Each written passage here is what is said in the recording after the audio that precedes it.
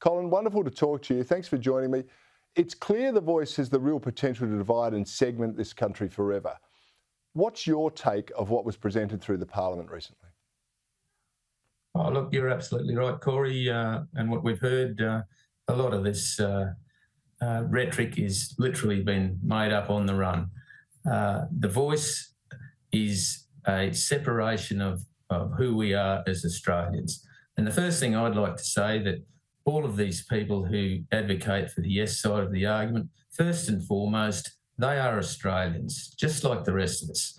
And what they're proposing is to divide us into two separate entities, those who are First Nations people and who should have a voice to Parliament, to executive government, and the rest of us, basically. So this will divide us as a nation. And it is, if it's enshrined in our Constitution, if you want to ever undo it one day, you will then have to seek permission, seek the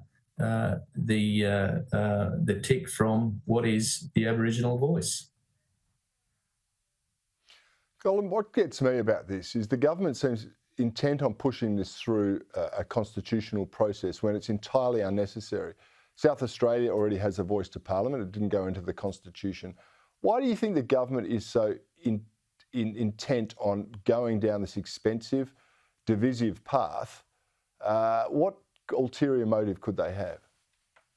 Well, this is all about recognising Aboriginals' sovereignty. That's it. There's no other question for it. It's about understanding that Aboriginal Australians, Aboriginal First Nations people are different to us, the rest of us, as Australians.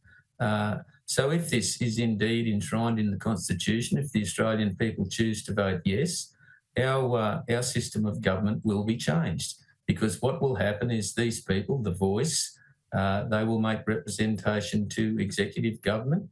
They will have the right through the courts to challenge any and every piece of legislation that is put forward by any government.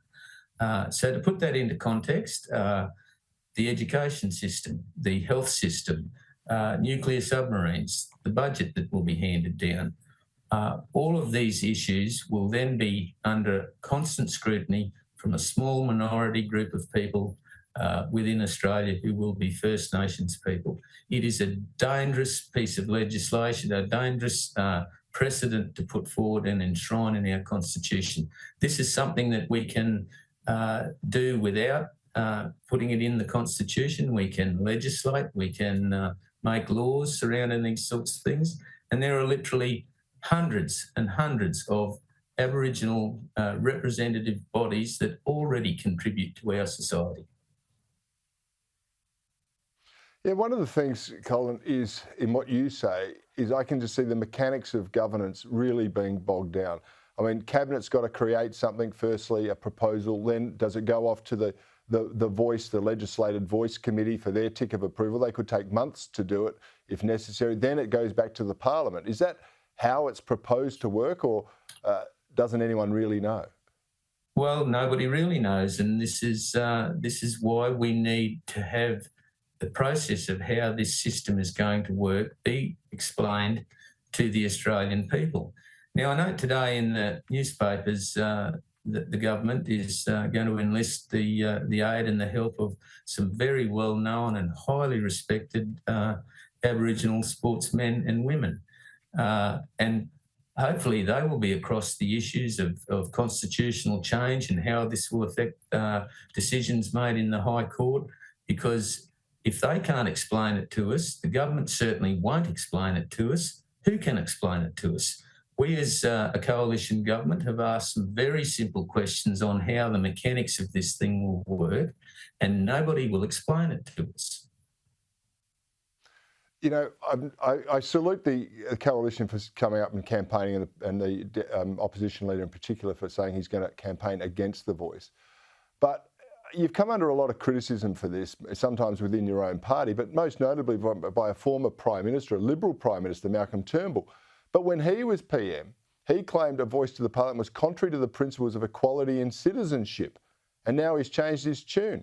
Is Malcolm still in a political muddle, or is the Liberal Party maintaining the original version or intent of what they saw was the problems right from those years ago? Oh, look, Mr Turnbull, with the greatest respect to him, former Prime Minister, he's entitled to his own opinion, but he is not responsible to the Liberal Party that he once served. He is certainly not responsible to Shadow Cabinet. So I would discount his opinion, and that's the way I feel about it. He is largely irrelevant these days in terms of the politics of it.